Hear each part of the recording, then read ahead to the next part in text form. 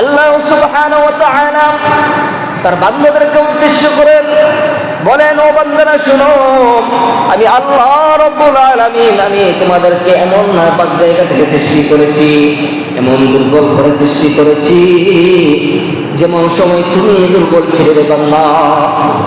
আমি তোমাকে এমন দুর্বল করে সৃষ্টি করেছি, তুমি যখন মাতৃগর্ভ থেকে দুনিয়ার মধ্যে আসছো তুমি কোনো শক্ত জিনিস খাইতে পারবে না, তুমি কোনো ভালো শক্ত জিনিসগুলো তুমি খাইতে পারবে না, তোমার দাঁত না থাকার কারণে তুমি কোনো জিনিস খাইতে পারবে না। আল্লাহ তাআলা বলেন, বান্দারে আমি আল্লাহ সুবহানাহু ওয়া তাআলা যেহেতু তুমি শক্ত জিনিস খাইতে পারবে না, তোমার জন্য আমি আল্লাহ দুধের ব্যবস্থা করে দিয়েছি। সুবহানাল্লাহ। যেহেতু তুমি শক্ত জিনিস তোমার মুখে ধারণ করা যাবে না, শক্ত জিনিস তুমি ভক্ষণ করতে পারবে না, এই জন্য আমি আল্লাহ সুবহানাহু ওয়া তাআলা মার স্তনের মধ্যে এমন দুধের ব্যবস্থা করে দিয়েছি যে দুধ না খাইলে তোমার শরীরের মধ্যে পরিপূর্ণ পুষ্টি পাবে। দুনিয়ার যত দুধ বরক না কেন, ল্যাকটোজেন 1 ল্যাকটোজেন 2 যা যা অনেক কিছু আবে যাবে দুধ খাওয়া, কিন্তু মার দুধের সমতুল্য হবে না। আমরা যে এখন বাচ্চাদেরকে খাওয়াই ল্যাকটোজেন 1 ল্যাকটোজেন 2 নাবানা দুধ, অনেক দুধ কোম্পানি বাড়িয়েছে, কিন্তু আল্লাহ তাআলা বলেন মার স্তনের যে দুধ রয়েছে সেই দুধের থেকে পিওর আর কোনো দুধই হবে না। এই জন্য অনেক ডাক্তাররা বলেন মায়ের দুধটাই সর্বোত্তম দুধ। বলতেছিলাম আল্লাহ সুবহানাহু ওয়া তাআলা বলেন, বান্দা তুমি মার গর্ভ থেকে যখন দুনিয়ার মধ্যে আসলে তুমি শক্ত জিনিস খাইতে পারবে না, আমি আল্লাহ রাব্বুল আলামিন তোমাদের জন্য দুধের ব্যবস্থা করে দিয়েছি মার স্তনের মধ্যে। এই দুধ খেয়ে তুমি আস্তে আস্তে বড় হচ্ছ রে বান্দা। যখন তোমার 2 বছর হয়েছে, 1.5 বছর হয়েছে, তখন আমি আল্লাহ সুবহানাহু ওয়া তাআলা তোমাকে দাঁতের মতো একটি নিয়ামত দান করেছি। সুবহানাল্লাহ। এই দাঁতের মতো নিয়ামত আল্লাহ সুবহানাহু ওয়া তাআলা আমাদেরকে দান করেছেন। আমাদের মুরব্বী অনেক এখানে বসা আছেন যাদের দাঁত নাই। এই দাঁত না থাকা যে কত কষ্ট বলা শেষ করা যাবে না। কিছু একটা খাইতে মন চায়, কিন্তু দাঁতের কারণে আমরা খাইতে পারি না। এই জন্য আল্লাহ সুবহানাহু ওয়া তাআলা বলেন, ও বান্দা যখন তোমার 2 বছর হলো আমি আল্লাহ রাব্বুল আলামিন তোমাকে দাঁতের ব্যবস্থা করে দিয়েছি, যাতে করে তুমি সুন্দর সুন্দর শক্ত জিনিসগুলো খাইতে পারো। খাইতে খাইতে আস্তে আস্তে একটু বড় হচ্ছ, আমি আল্লাহ রাব্বুল আলামিন তোমার মধ্যে শক্তি দান করেছি, কুওয়াত দান করেছি। যখন 5 বছর 10 বছর হলো আল্লাহ সুবহানাহু ওয়া তাআলা বলেন আমি তোমার মধ্যে শক্তি দান করেছি। যখন আরেকটু 14-15 বছর হলো আল্লাহ তাআলা আপনার মধ্যে সকলের মধ্যে আমার মধ্যে যৌবনের শক্তি দান করেছেন। কে দান করেছেন? আল্লাহ সুবহানাহু ওয়া তাআলা যৌবনের শক্তি দান করেছেন। তাহলে বান্দা শোনো, আমি তোমাকে ছোট থেকে বড় করলাম, এখন তোমাকে শক্তি দান করেছি, তোমার শক্তি হয়েছে, তোমার অনেক শক্তি হয়েছে।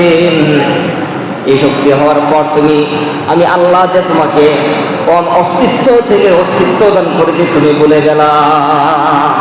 আফসোস, আমি আল্লাহ যে তোমাকে অস্তিত্ব, তোমার কোনো অস্তিত্বই ছিল না দুনিয়ার মধ্যে, আমি যে অস্তিত্ব দান করেছি, যখন তোমার একটু যৌবনের শক্তি হলো, যখন তোমার একটু বয়স যুবকের মধ্যে পৌঁছলো, তুমি আল্লাহকে বলে গেলা।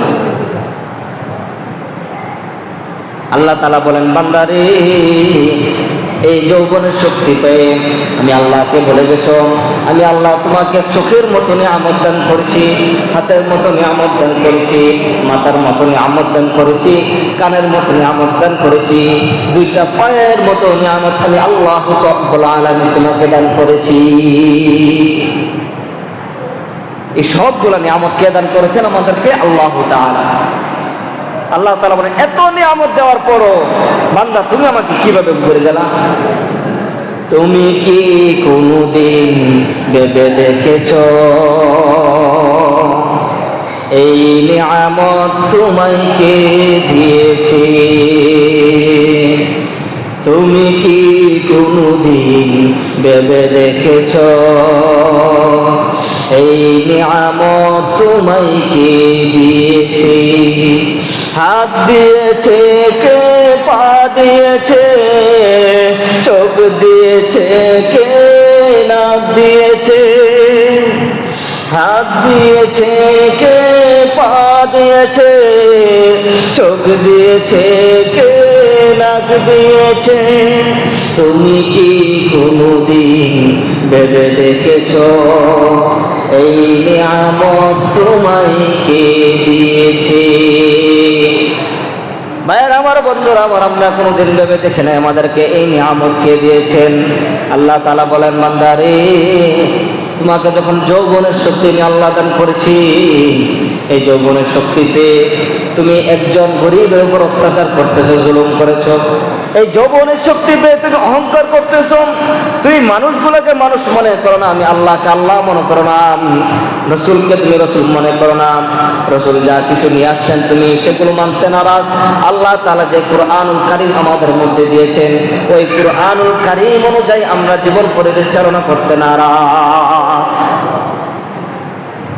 আল্লাহ তাআলা যে কোরআন দিয়েছেন, আমার যখন এখন শক্তি হয়েছে, আপনার শক্তি হয়েছে, এই শক্তিতে আল্লাহকে বলে গিয়েছেন, আরে আল্লাহ কে? নাউজুবিল্লাহ বলেন। অনেকে বলে আল্লাহ কে? আরে তোমার তো আল্লাহ অস্তিত্ব থেকে অস্তিত্ব দান করেছেন, তোমার কোনো দুনিয়ার মধ্যে আসার কোনো দরখাস্ত করো নাই আল্লাহর কাছে। আল্লাহ আপনি আমাকে দুনিয়াতে পাঠান। আমরা কে করেছি? আমরা কেউ করিনি, কিন্তু আল্লাহ দয়া করে মায়া করে আমাদেরকে পাঠাইছেন। আর কোন নবীর উম্মত হিসেবে পাঠাইছেন? যিনি নাকি সমস্ত জাহানের নবীদের সন্তান, যিনি নাকি আসমান ও জমিন, লাউহা হাশর মিজান ফুল সিরাত, জিনাকে ওসিলা করে সৃষ্টি করা হয়েছে, জিনার উম্মত হওয়ার জন্য অন্য নবীরা দরখাস্ত করেছিল, আল্লাহ আমাকে মুহাম্মদের উম্মত বানিয়ে দেন, আমি মুহাম্মদের উম্মত হয়ে দুনিয়ার মধ্যে থাকতে চাই। এমন একজন নবীর উম্মত আমাদেরকে পাঠাইছেন এবং আমাদেরকে বানাইছেন, আমাদের কোনো দরখাস্ত করা লাগে নাই। এই জন্য আমি বলতেছিলাম ভাইরা আমার, আল্লাহ তাআলা সূরাতুল আসরের কসম খেয়ে বলতেছেন, ইন্নাল ইনসানা লাফী খুসর, নিশ্চয়ই মানুষগুলো ক্ষতিগ্রস্তের মধ্যে আছে।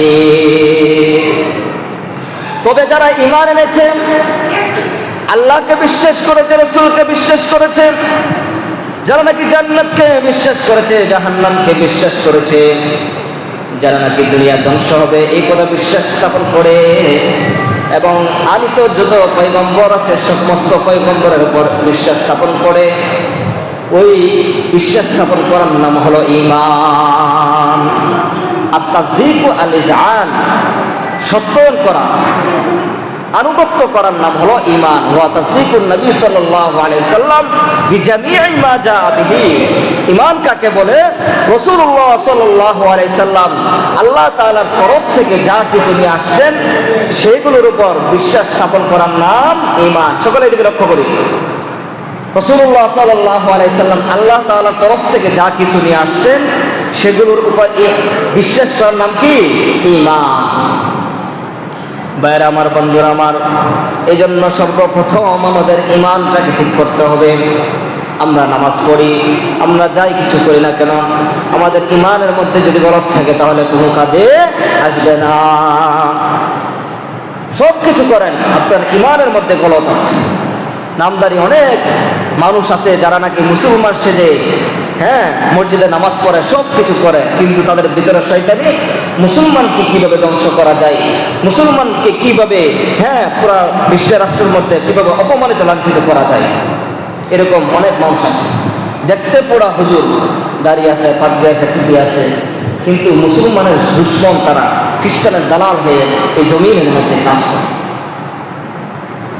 এই জন্য ভাইয়েরা আমার, বন্ধুরা আমার, আমি বলতেছিলাম আল্লাহ তাআলা বলেন, এক নম্বর ঈমান। ঈমান যার ঠিক হয়ে যাবে দুনিয়ার সমস্ত কিছু তার জন্য ঠিক হয়ে যাবে। ঈমান যার ঠিক হয়ে যাবে দুনিয়ার মধ্যে তার কোনো আর ভয় থাকবে না, পেরেশানি থাকবে না। ঈমান যার ঠিক হয়ে যাবে, আল্লাহ রাব্বুল আলামিন বলেন কবরের মধ্যে তার কোনো আযাব আসবে না। ঈমান যার ঠিক হয়ে যাবে, হাসর, মিজান, ফুল সিরাত সমস্ত কাঠিগুলোকে আল্লাহ তাআলা সহজ করে পার করে দিবে। সুবহানাল্লাহ। এই জন্য আল্লাহ তাআলা নাকিদের মধ্যে বলেন, ইন্নাল্লাহা ইনদাহু ইলমুস সাআ ওয়া ইউনাজ্জিলুল গায়থা ওয়া ইয়ালামু মা ফিল আরহাম। وما تدري نفس ماذا تكسب غدا وما تدري نفس بأي أرض تموت আমাদের বিশ্বাস রাখতে হবে ইন্নাল্লাহা ইনদাহু ইলমুস সাআ কিয়ামত কখন হবে এই কথাগুলো আল্লাহ তাআলা ছাড়া কেউ আর জমিনের মধ্যে জানে না। কিয়ামতটা কখন সংঘটিত হবে এটা একমাত্র আল্লাহ তাআলা জানেন। 5টা এমন বিষয় আছে যেগুলো দুনিয়ার মধ্যে কোনো মানুষ জানে না, ওইগুলোর ক্ষমতা একমাত্র আল্লাহ তাআলার কাছে। ওইটার উপর বিশ্বাস স্থাপন করার নাম হলো ঈমান। 1 নম্বর হলো কিয়ামত কখন সংঘটিত হবে। আমরা হাদিসের কিতাবে পড়ছি, তিরমিজি, বুখারী, আবু দাউদ, নাসাই শরীফ, মুসলিম শরীফের মধ্যে আপনার কিয়ামতের অনেকগুলো আলামত আছে। ওই আলামতগুলা হওয়ার কারণে বলা যাইতে পারে কিয়ামত অতি নিকটে। বাকি কখন হবে এই কথা কেউ গ্যারান্টি দিতে পারে না, সেটা একমাত্র আল্লাহ সুবহানাহু ওয়া তাআলা জানেন। 1 নম্বর হলো ইন্নাল্লাহা ইনদাহু ইলমুস সাআ ওয়া ইউনাজ্জিলুল গায়ব। আল্লাহ তাআলা বলেন, ও বান্দা শোনো, 5টা যে সেমন আছে, ওই 5টা জিনিস একমাত্র আমি আল্লাহ সুবহানাহু ওয়া তাআলা জানি। এর মধ্যে 1 নম্বর হলো কিয়ামত কখন হবে এটা আমি আল্লাহ তাআলা জানি, সুবহানাল্লাহ। 2 নম্বর হলো কখন কোথায় বৃষ্টি হবে। আজকে ব্রাহ্মণবাড়িয়া, আগামীকালকে কুমিল্লা,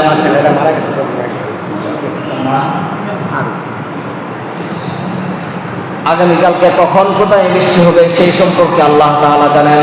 দুনিয়ার কোন মানুষ জানেন না যে কোন জায়গায় কোন স্থানের মধ্যে আগামীকাল বৃষ্টি হবে। আল্লাহ তাআলা বলেন, ইন্নাল্লাহা ইনদাহু ইলমুস সাআ ওয়া ইউনাজ্জিলুল গায়সা ওয়া ইয়ালামু মা ফিল আরহাম। মার রেহেমের মধ্যে কি আছে এটা একমাত্র আল্লাহ তাআলা সুবহানাহু ওয়া তাআলা জানেন। যদিও বর্তমান প্রযুক্তির কারণে আমরা আগে জেনে যাই মার গর্ভের মধ্যে ছেলে না মেয়ে আছে, বর্তমান প্রযুক্তির কারণে। কিন্তু আল্লাহ তাআলা বলে দিয়েছেন কোরআনের মধ্যে, এই ব্যাপারে আমি আল্লাহ তাআলা একমাত্র ভালো জানি। আর এই প্রযুক্তিটা যখন বাহির হয়েছে, এটা মানুষের মধ্যে একটা ফিতনা সৃষ্টি হয়ে গেছে। দেখা যায় আপনার 3জন মেয়ে আছে, যখন 4র্থবার আপনি ওই চেক আপ করালেন, তখন আবার দেখলেন আপনার মেয়ে হবে। তখন মেয়ের কথা শুনে বাবা তার মাকে অনেক অত্যাচার করে, জুলুম করে। কিন্তু আজ যদি এই বিষয় জানা না থাকতো, এত অত্যাচার করতো না মার উপর। আর যদি এই বিষয়টা জানা না থাকতো, তাহলে মার উপর এত অত্যাচার করতো না যে তোমার 3টা মেয়ে হয়েছে, আরেকটা মেয়ে কেন হবে। আরে ছেলে মেয়ে তো আল্লাহর দান। লক্ষ লক্ষ কোটি টাকা খরচ করে অনেক মানুষ বাবার দরকারে যায়, এখানে যায় সেখানে যায়, বাবার কাছে যায় মিনতি করে, দোয়া করে, বাবা আমাকে একটা সন্তান দাও। বলেন তো দেখি, সন্তান দেওয়ার মালিক কে? আল্লাহ যদি না দেয়, 1000 বাবা দোয়া করলে সন্তান দিতে কেউ পারবে না। সন্তান দিবে কে? আল্লাহ। সুতরাং যারা মেয়ে হবে শুনে যাদের অন্তর খারাপ হয়ে যায়, আপনারা একটু হুঁশ হয়ে যায়। আল্লাহ তো ইচ্ছা করলে আপনাকে কোনো সন্তানই দিতে পারতেন। এরকম অনেক মুরব্বী আছে, দেখা যায় যার কোনো ছেলে সন্তান হয় নাই, 1টা বিয়ে করছে, 2টা করছে, 3টা করেছে, কোনো সন্তান না। এই জন্য সর্ব অবস্থায় সর্ব হালাতে আল্লাহ তাআলার উপর ঈমান, বিশ্বাস, ইয়াকিন রাখা প্রত্যেক মুসলমানের উপর জরুরি। মুহতারাম, বলতেছিলাম 5টা বিষয় আল্লাহ তাআলার কাছে আছে। 1 নম্বর, মার রেহেমের মধ্যে কি আছে, কিয়ামত কখন সংঘটিত হবে। 2 নম্বর, আপনার রিজিক কোথায় আছে, এই বিষয়ে আপনি জানেন না। আগামীকাল কি আপনার রিজিক কোথায় হবে এটা আমাদের যারা এখানে আছে আমাদের কেউ জানা নাই। হতে পারে আপনার রিজিক আগামীকালকে ব্রাহ্মণবাড়িয়া শহরে হতে পারে, হতে পারে কুমিল্লা শহরে, হতে পারে ঢাকা শহরে, হতে পারে কক্সবাজার বাজারের মধ্যে আপনার রিজিক হতে পারে কিনা। কোনো একটা কারণে আপনি কুমিল্লা গেলেন বা কসবা গেলেন বা ব্রাহ্মণবাড়িয়া গেলেন, আপনার ইচ্ছা ছিল না সেখানে খাওয়ার, কিন্তু ঘটনাক্রমে সেখানে একজন বন্ধুর সাথে সাক্ষাৎ হয়ে গেল।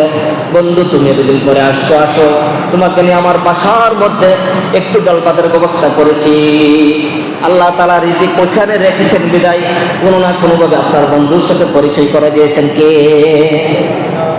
কোনো না কোনোভাবে বন্ধুর সাথে পরিচয় করে দিয়েছেন আল্লাহ তাআলা। 5 নম্বর হলো আল্লাহ তাআলা বলেন, মৃত্যুটা কখন আসবে এটা দুনিয়ার কোনো মানুষ জানে না। মৃত্যু কখন আসবে দুনিয়ার কোনো মানুষ জানে না। হ্যাঁ, যুবক চলতেছে 20 বছর, কোনো তার ধারণা নেই সে মৃত্যুবরণ করবে, কিন্তু শোনা যায় সে মারা গেছে। 60-70 বছর অনেক বৃদ্ধ বাবারা আছেন, ওনাদের ছেলে দুনিয়া থেকে চলে গেছেন, ছেলের ঘরে নাতি চলে গেছে, কিন্তু ওনারা দুনিয়ার মধ্যে আছে।